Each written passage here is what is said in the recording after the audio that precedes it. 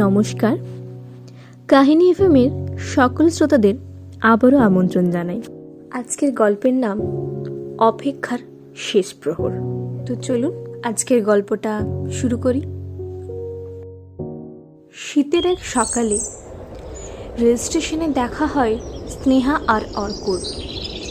স্নেহা একজন স্টুডেন্ট, ঢাকায় সে তার মাস্টার্স করছে। আর এদিকে অর্ক একজন লেখক, জীবনের পাতার নানান গল্প খুঁজতে সে শহর থেকে গ্রামে যাচ্ছে। সেদিনের ট্রেনটা স্নেহা মিস করে এবং স্টেশনের এক বেঞ্চে এসে বসে। অর্কও তার বেঞ্চের অন্যদিকে এসে বসে। স্নেহা একটু অপ্রস্তুত হয়ে অর্ককে জিজ্ঞেস করে, আপনি ঠিক কোথায় যাচ্ছেন? অর্ক বলে সে গ্রামে যাচ্ছে। এরপর কথায় কথায় তারা জানতে পারে তাদের দুজনের গন্তব্য ঠিক একই জায়গায়। অর্ক নিজের লেখালেখির বিষয়ে কথা বলতে থাকে, এদিকে স্নেহাও তার স্বপ্নের কথাগুলি বলে। এরপর তাদের আলাপচারিতা ধীরে ধীরে গভীর হয়ে ওঠে। অর্ক তার বইয়ের একটি অনুচ্ছেদ পড়ে শোনায়, যা স্নেহার মনে গভীরভাবে দাগ কাটে। আর স্নেহাও তার স্বপ্নের কিছু গল্প অর্ককে শোনায়। এভাবেই সেদিন গল্পের মধ্যে তারা নিজেদের গন্তব্যে পৌঁছে যায়। এরপর বেশ কয়েকদিন কেটে যায়। স্নেহা একদিন তার গ্রামের বাড়ি ঘুরতে যায় এবং সেখানেই হঠাৎভাবে অর্কর সাথে দেখা হয়ে যায়। গ্রামে এবার আলাপের পর তাদের মধ্যে বেশ ভালো বন্ধুত্ব গড়ে ওঠে। স্নেহা অর্কর লেখালেখির প্রতি মুগ্ধ হয়ে উঠছিল। অর্ক সেটা বুঝতে পারে। স্নেহা একজন সাধারণ মেয়ে হলেও সে জীবনকে খুব গভীরভাবে বোঝে। এরপর তারা গ্রামের এক মেলায় একসঙ্গে ঘুরতে যায়। সেখানে স্নেহা অর্ককে বলে, তোমার বইয়ের চরিত্রগুলো আমার জীবনের সঙ্গে কেমন জানি মিলে যায়। তুমি কিভাবে এতটা গভীরভাবে জীবনকে অনুভব করো? অর্ক তখন মুচকি হেসে বলে, আমি যা লিখি তা হয়তো তোমার মতোই কাউকে ভেবে লিখি। এরপর স্নেহা ধীরে ধীরে অর্কের প্রতি আকৃষ্ট হতে থাকে। তার লেখা, তার জীবনবোধ সব কিছুই স্নেহাকে মুগ্ধ করে তোলে। অন্যদিকে অর্কও স্নেহার সরলতা আর গভীরতা, চিন্তাভাবনার প্রতি মুগ্ধ হয়ে ওঠে। তবে অর্কর ভিতরে এক দ্বিধা কাজ করছিল। অর্ক মনে মনে ভাবে, আমি স্নেহার জীবনের সঙ্গে মানিয়ে নিতে পারবো তো? আমার জীবন তো শুধু কাগজ আর কলমে বাঁধা।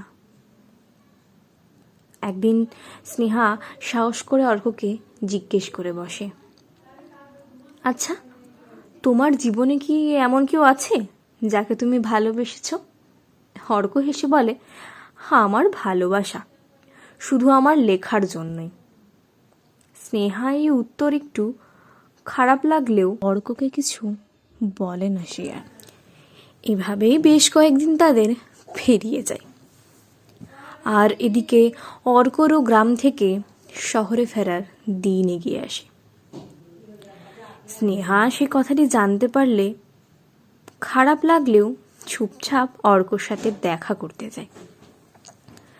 যাওয়ার কিছুদিন আগে অর্ক স্নেহাকে তার নতুন একটা লেখা বই উপহার দেয়।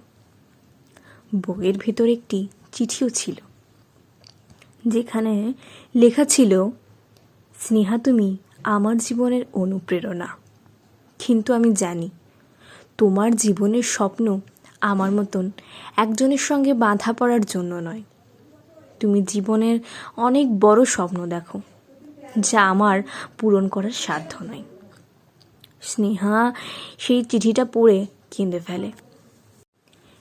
এরপর অর্কও চলে যায় এবং স্নেহা নতুন করে জীবন শুরু করে আবারও।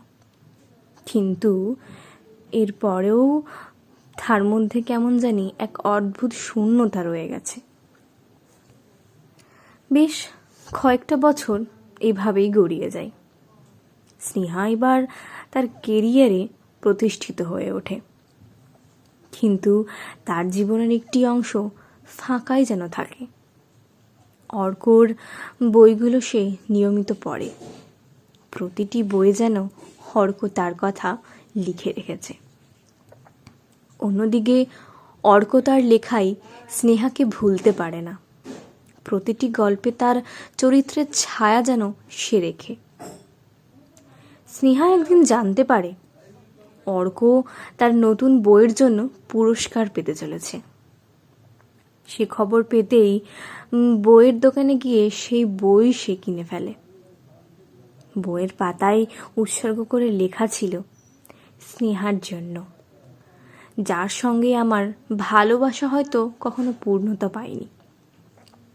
এরপর একদিন হঠাৎ করেই স্নেহা জানতে পারে তার শহরে একটি বই প্রকাশনের অনুষ্ঠান হবে এবং সেই অনুষ্ঠানে অর্ক উপস্থিত থাকবে। আর সে কথা জানতে পেরে স্নেহা নিজেকে যেন আর ধরে রাখতে পারে না। একদিন অনেক সাহস করেই সেই বই প্রকাশনের অনুষ্ঠানে স্নেহা পৌঁছে যায়। সেখানে অর্ক আর স্নেহার আবারও দেখা হয়েই যায়। দুজনেই একে অপরের দিকে তাকিয়ে থাকে, যেন কত কথা তাদের চোখে চোখেই সব বলে ফেলতে চায় তারা। স্নেহা অর্ককে জিজ্ঞেস করে, তুমি ভালো আছো? অর্কও উত্তর দেয়, হ্যাঁ, বেশ আছি। তুমি? স্নেহা হেসে বলে, ভালো থাকার চেষ্টা করছি। তাদের এই ছোট্ট কথোপকথনে পুরো গল্পের আবেগ ধরা পড়ে। আর এর সাথেই সেদিনের অনুষ্ঠানটিও শেষ হয়ে যায়।